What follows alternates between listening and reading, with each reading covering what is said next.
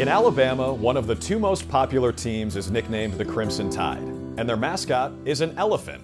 The other is nicknamed the Tigers, and their rallying cry is about an eagle? But in this state, it all makes sense.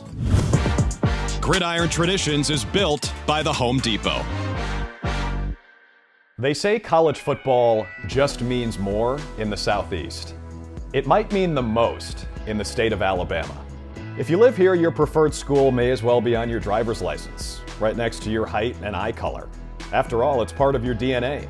We'll obviously get to how these teams intersect, but let's begin with the Tide. The University of Alabama started playing football in 1892, but didn't adopt one of the most iconic nicknames in sports until at least 15 years later. In fact, for that initial decade and a half, the team didn't have a consistent name at all. This daunting group was known by the Alabama 11, the Varsity, the Thin Red Line, or the Crimson White after the school colors. They needed a prescription for multiple nickname syndrome, and luckily, Hugh Doc Roberts could write it. He wasn't an actual doctor, but he was the sports editor for the Birmingham Age Herald. Roberts watched the 1907 Iron Bowl, where Alabama played the heavily favored Auburn to a 6-6 tie in a flood of red mud, and, so the story goes, dubbed them the Crimson Tide. That was the 12th Iron Bowl. There wouldn't be a 13th for 41 years. More on that later. Eventually, Zip Newman became sports editor of the Birmingham News and helped popularize the Crimson Tide nickname, which remains as accurate as ever. The Crimson Tide's actually a perfect nickname for Alabama because it's a program that has been less dependent on stars and more dependent on anonymous numbers on a helmet swarming you en masse. It's a program that for a long time valued the punter as much as the quarterback, the linebacker as much as the receiver, and the sound tackle as much as a touchdown. And I think that the Crimson Tide being this anonymous, swamping, murderous force is probably the best summary of what they are as a brand than anything that anybody could come up with. So the sports writers of old paved the way for this. Roll Tide! It's a benediction, it's a greeting, it's a farewell. It's all of those things. Roll Tide is, I think, probably the most important linguistic piece of college football. Roll Tide. Roll Tide. But wait, if the nickname is Crimson Tide, what's the story with the elephant? Well, there are a few. Get used to that. Maybe it has something to do with elephant-shaped good luck charms for the 1927 Rose Bowl. Maybe it comes from Grantland Rice or Everett Strupper calling Alabama the Elephants in print. What we do know is the fuzzier, cuddlier version truly replaced a past of using live elephants at the 1980 Sugar Bowl after students Walt Tart and Ann Page convinced coach Paul Bear Bryant to fund a costume from the Walt Disney Company. He got the name Big Al in honor of a local DJ, and to this day you can still find Al roaming his natural habitat, Bryant-Denny Stadium. Not to be outdone by its friendly foe from across the state, Auburn has its own seemingly incongruous mascot situation. They've been called the Tigers since they first fielded a team in 1892, and their beloved Aubie began life as a cartoon on Auburn's game programs. But since leaping off the page in 1979, the Hall of Famer has won a record 10 mascot national championships. And yet, it's the unofficial mascot who serves as inspiration for the school's famous battle cry.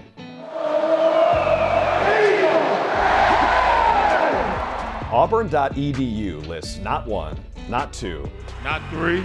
but 4 different potential origin stories for War Eagle. The one most commonly repeated is that in the oldest iteration of the Deep South's oldest rivalry between Auburn and Georgia in February of 1892, a fan brought his pet to the game. The fan was a Civil War veteran, and the pet was an eagle he found on the battlefield. The bird was spry enough to break free and soar above the stadium, and as it did, the Tigers' offense marched toward the end zone, and fans began to yell, "War Eagle." At the end of the game, the eagle plummeted to the ground and died, but the chant it inspired lives on. The other options involve an opposing player named Bald Eagle, Saxon warriors, and an eagle emblem falling out of someone's hat. Dealer's choice. Auburn housing a live golden eagle on campus dates back to 1930, and since 2000, an eagle, be it golden or bald, has flown in Jordan-Hare Stadium before every game. War Eagle is somewhat nonsensical, and I think that's what all great college football mottos should be. It is very cool in person when you see the bird, even when it hits the glass of the press box, which sometimes it's known to do.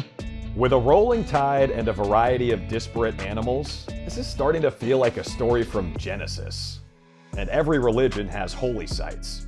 There's Bryant-Denny Stadium, circa 1929, with its gladiatorial vibes and red glow at night.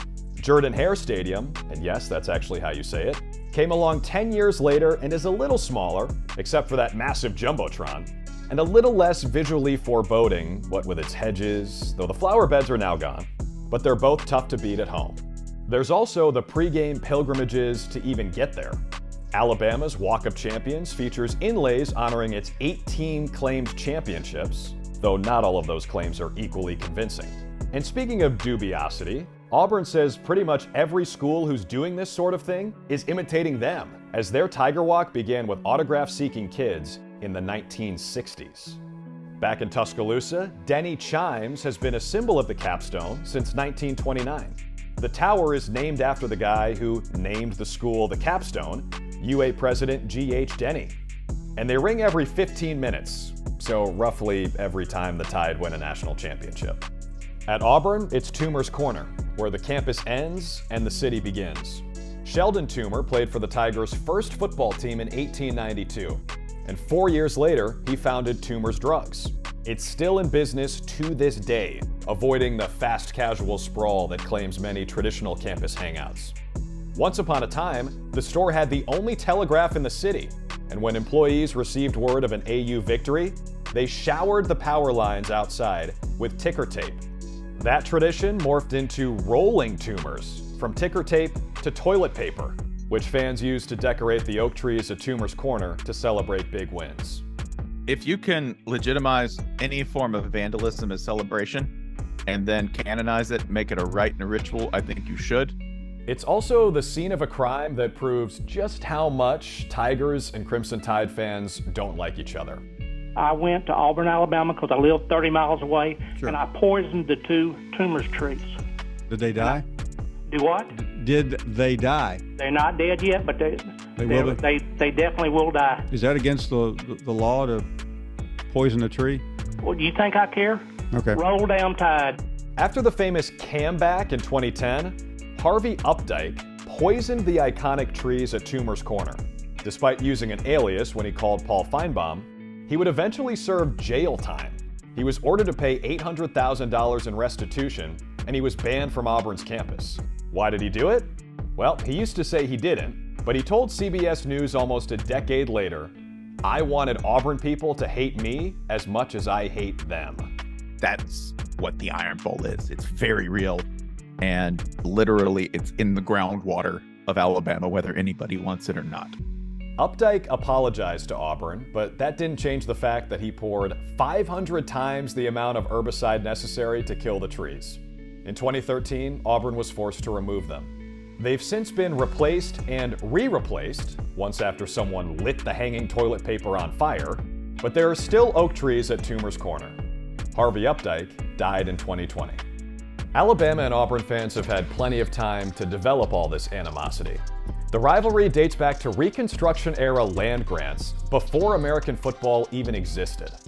They used to face off in Birmingham, a city whose proximity to iron ore deposits helped make it a steel industry leader, which is why Auburn coach Ralph "Shug" Jordan dubbed the rivalry the Iron Bowl. To him, it was just as important as your traditional season-ending bowl game, which explains why the Alabama legislature passed several resolutions during the 41 years the rivalry was paused until the schools buried the hatchet in 1948. These schools' traditions are as similar as they are different. Take their excellent marching bands. Alabama's is known as the $1 Million Band, while Auburn says its band doesn't need a nickname because its reputation speaks for itself. Take their uniforms, looking largely unchanged for as long as you can remember. Take the fact that when Auburn comes out on top, it inverts Rammer Jammer and sings it back to Alabama. Alabama and Auburn have a shared history that, in no fewer than 3 distinct ways, is inextricable from the very soil beneath their feet. Whether you root for one, against both, or somehow neutral in all this, you can't deny that passion and pageantry make college football the cultural institution that it is.